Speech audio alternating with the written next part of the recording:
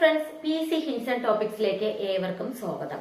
നമ്മുടെ LDC പരീക്ഷ 4ാം ഘട്ടം നടക്കാനിരിക്കുകയാണ് അല്ലേ.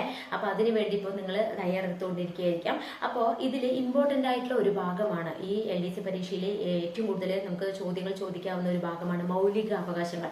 അതുമാത്രമല്ല മൗലിക അവകാശങ്ങൾ, കടമകൾ, അതുപോലെ തന്നെ പൗരത്വം, ഇങ്ങനെ തുടങ്ങിയ കുറേ കാര്യങ്ങൾ, അതുമായി ബന്ധപ്പെട്ട കുറേ കാര്യങ്ങൾ നമുക്ക് LDC പരീക്ഷയ്ക്ക് പ്രതീക്ഷിക്കാവുന്നതാണ്. അത് ഞാൻ ഇമ്പോർട്ടൻ്റ് ആയിട്ടുള്ള മൗലിക അവകാശങ്ങളെ കുറിച്ചാണ് പ്രത്യേകം പറയാൻ പോകുന്നത്. അപ്പോൾ അതിൽ എന്തൊക്കെ കാര്യങ്ങളാണ് മൗലിക അവകാശങ്ങളെ കുറിച്ച് എന്നുള്ളത് നമുക്ക് വീഡിയോയിലോട്ട് പോകാം. എന്തൊക്കെയാണെന്ന് നോക്കാം. മൗലികാവകാശങ്ങൾ. ഈ മൗലികാവകാശങ്ങൾ ഇന്ത്യൻ ഭരണഘടനയുടെ 3ാം ഭാഗത്താണ് പ്രതിപാദിച്ചിരിക്കുന്നത്. എത്രാം ഭാഗത്താണ്? 3ാം ഭാഗത്ത്. മൗലികാവകാശങ്ങളെ കുറിച്ച് ഇന്ത്യൻ ഭരണഘടനയുടെ 3ാം ഭാഗത്താണ് പ്രതിപാദിച്ചിരിക്കുന്നത്. എന്നാൽ അത് വകുപ്പ് ഏത് വകുപ്പിലാണ്? 12 to 35 വകുപ്പുകളിലാണ് ഈ മൗലികാവകാശങ്ങളെ കുറിച്ച് പ്രതിപാദിച്ചിരിക്കുന്നത്. ഏതാണ്? ഒന്നാമത്തെ കാര്യം പറഞ്ഞാൽ മൗലികാവകാശങ്ങൾ ഏതാണ്? 12 to 35 ഇതാണ് വകുപ്പ് എന്ന് പറയുന്നത്. അതുപോലെ തന്നെ ഭാഗം 3ാം ഭാഗത്താണ് എന്ത് പ്രതിപാദിച്ചിരിക്കുന്നത്? നമ്മുടെ മൗലികാവകാശങ്ങളെ കുറിച്ച് ഇന്ത്യൻ ഭരണഘടനയിൽ പ്രതിപാദിച്ചിരിക്കുന്നത്. നോട്ട് ചെയ്യുക. 12 to 35 അതുപോലെ തന്നെ വകുപ്പ് 3ാം ഭാഗത്താണ് പ്രതിപാദിച്ചിരിക്കുന്നത്. ഇമ്പോർട്ടൻ്റ് ആണ്. അതെങ്ങനെ വേണമെങ്കിലും ചോദിക്കാം.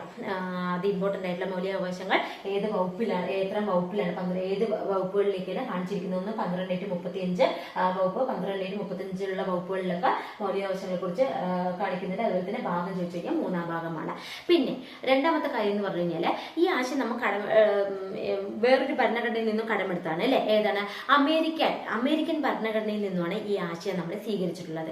മൗലികാവകാശങ്ങൾ നമ്മൾ സ്വീകരിച്ചിട്ടുള്ളത് ഏത് ആശയത്തിൽ നിന്നാണ്? അമേരിക്കൻ ഭരണഘടനയിൽ നിന്നാണ് ഈ ആശയം സ്വീകരിച്ചിട്ടുള്ളത്. അതുപോലെ തന്നെ ഇനി അടുത്ത ഒരു കാര്യം പറയുന്നത് ഇമ്പോർട്ടൻ്റ് ആയിട്ടുള്ള കാര്യമാണ് വ്യക്തി സ്വാതന്ത്ര്യത്തിന്റെ മാഗ്ന കാർട്ട. ഏതാണ്? വ്യക്തി സ്വാതന്ത്ര്യത്തിന്റെ മാഗ്ന കാർട്ട എന്നറിയപ്പെടുന്നു. അതായത് വ്യക്തി സ്വാതന്ത്ര്യത്തിന്റെ മാഗ്ന കാർട്ട എന്നറിയപ്പെടുന്നത് മൗലികാവകാശങ്ങളാണ്. അതായത് വ്യക്തി സ്വാതന്ത്ര്യത്തിന്റെ മാഗ്ന കാർട്ട ഇമ്പോർട്ടൻ്റ് ആയിട്ടുള്ള ഒരു ക്വസ്റ്റ്യൻ ആണ്. വ്യക്തി സ്വാതന്ത്ര്യത്തിന്റെ മാഗ്ന കാർട്ട എന്ന് വിശേഷിപ്പിക്കുന്നത് ചോദിക്കാം. മൗലികാവകാശങ്ങളെ കുറിച്ചാണ്.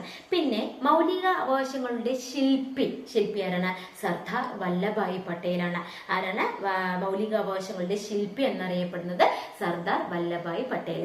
അത് മാത്രമല്ല ഇതിന്റെ സംരക്ഷകൻ, മൗലിക അവകാശങ്ങളുടെ സംരക്ഷകൻ ആരാണ്? സുപ്രീം കോടതിയാണ്. 1978 മുമ്പ് വരെ നമുക്ക് 7 മൗലിക അവകാശങ്ങൾ ഉണ്ടായിരുന്നു. എന്നാൽ 1978 44ാം ഭേദഗതി പ്രകാരം, എത്രാമത്തേത്?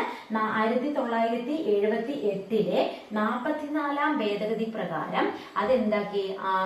സ്വത്തവകാശം എന്താക്കി മാറ്റി? നിയമപരമായിട്ടുള്ള അവകാശമാക്കി മാറ്റി. അതോടുകൂടി നിലവിലെ മൗലിക അവകാശങ്ങളുടെ എണ്ണം എത്രയായി? 6ആയി. എത്രയാണ്? 6. നിലവിലെ അപ്പൊ മൗലിക അവകാശങ്ങളുടെ എണ്ണം എത്രയാണ്? 6ആണ്. ഭേദഗതി പ്രകാരമാണ്. 1978 48ാം ഭേദഗതി പ്രകാരം നമുക്ക് എന്താക്കി മാറ്റി? 7 മൗലികാവകാശം എന്നുള്ളത് സ്വത്തവകാശം നിയമപരമായിട്ടുള്ള അവകാശമായി മാറിയതോട് കൂടിയിട്ട് എത്രയായി? 6 എണ്ണമായി. മൗലികാവകാശങ്ങൾ 6 എണ്ണമായി. ഈ സ്വത്തവകാശം ഇപ്പോൾ ഏത് ആർട്ടിക്കിളിലാണ്? 300A ആർട്ടിക്കിളിലാണ് ഉൾപ്പെടുത്തിയിട്ടുള്ളത്. ഏതാണ്? ഭാഗം 12. ഭാഗം എത്രയാണ്? 12. സ്വത്തവകാശം ഞാൻ പറഞ്ഞു നിയമപരമായിട്ടുള്ള അവകാശമായിട്ട് മാറി എന്നുള്ളത്. അത് എപ്പോഴാണ്? അത് ഏത് ആർട്ടിക്കിളാണ്? 300A ആർട്ടിക്കിളിലാണ് ഉൾപ്പെടുത്തിയത്. സ്വത്തവകാശം ഏതിലാണ്? 300A ആർട്ടിക്കിൾ 300A അതായത് ആർട്ടിക്കിളിലാണ് ഇത് ഉൾപ്പെടുത്തിയിരിക്കുന്നത്. അതുപോലെ തന്നെ ഭാഗം എന്ന് ചോദിച്ചു കഴിഞ്ഞാൽ ഏതാണ്? ഭാഗം 12 ആണ്. അപ്പൊ സ്വത്തവകാശത്തെ കുറിച്ച് ചോദിച്ചു കഴിഞ്ഞാൽ ചോദിക്കാം. ഭാഗം 12. പിന്നെ ഏത് ആർട്ടിക്കിളാണ് ചോദിച്ചാൽ 300A ആർട്ടിക്കിളിലാണ് ഏത് ഉൾപ്പെടുത്തിയിരിക്കുന്നത്? നമ്മുടെ സ്വത്തവകാശം നിയമപരമായിട്ടുള്ള അവകാശമായി മാറിയതോടുകൂടിയിട്ട് ഈ ആർട്ടിക്കിളിലാണ് ഉൾപ്പെടുത്തിയിരിക്കുന്നത്. പിന്നെ നമുക്ക് ഇപ്പൊ ഞാൻ പറഞ്ഞു 6 മൗലിക അവകാശങ്ങളുണ്ടെന്ന് പറഞ്ഞു അല്ലെ. ഏതൊക്കെയാണ് അതൊക്കെ അവകാശങ്ങൾ? ഒന്ന്, തുല്യതയ്ക്കുള്ള അവകാശം. പിന്നെ രണ്ടാമത് പറഞ്ഞു കഴിഞ്ഞാൽ സ്വാതന്ത്ര്യത്തിനുള്ള അവകാശം. മൂന്നാമതെന്ന് പറയുന്നത് ചൂഷണത്തിനെതിരെയുള്ള അവകാശം. നാലാമത്തത് മതസ്വാതന്ത്ര്യത്തിനുള്ള അവകാശം. അഞ്ചാമത്തത് ന്യൂനപക്ഷക്കാരുടെ സാംസ്കാരികവും വിദ്യാഭ്യാസപരമായിട്ടുള്ള അവകാശം. ആറാമത്തെ പറഞ്ഞ് ഭരണഘടനാപരമായ പരിഹാരങ്ങൾക്കുള്ള അവകാശങ്ങൾ. ഇങ്ങനെ 6 അവകാശങ്ങളാണ് നമ്മുടെ മൗലിക അവകാശങ്ങൾ എന്ന് അറിയപ്പെടുന്നത്. നമ്മുടെ ഭരണഘടനാ ശില്പി, അതായത് ഭരണഘടനയുടെ ശില്പി എന്ന് പറയുന്നത് ഡോക്ടർ BR അംബേദ്കർ ആണ്. ഭരണഘടനയുടെ ആമുഖത്തിന്റെ ശില്പി ആരാണ്? നമ്മുടെ ജവഹർലാൽ നെഹ്റു ആണ്. ഈ രണ്ടും താരതമ്യം ചെയ്ത് പഠിക്കുക. ഭരണഘടനയുടെ ശില്പി എന്നറിയപ്പെടുന്നത് ആരാണ്? ഡോക്ടർ BR അംബേദ്കർ ആണ്. ഭരണഘടനാ ഭരണഘടനാപരമായ പരിഹാരങ്ങൾക്കുള്ള അവകാശങ്ങൾ ഇന്ത്യയുടെ ആത്മാവും ഹൃദയവുമാണെന്ന് പറഞ്ഞത് ആരാണ്? നമ്മുടെ ഭരണഘടനാ ശില്പിയായ ഡോക്ടർ BR അംബേദ്കർ ആണ്. അതുപോലെ തന്നെ ഈ മൗലിക അവകാശങ്ങള് മൗലിക അവകാശങ്ങൾ ഭരണഘടനയുടെ ആത്മാവ് എന്ന് വിശേഷിപ്പിക്കാം. അതല്ലെങ്കിൽ ഭരണഘടനയുടെ ആണിക്കല്ല്, ആത്മാവല്ല ആണിക്കല്ല് എന്ന് വിശേഷിപ്പിക്കാവുന്നതാണ്.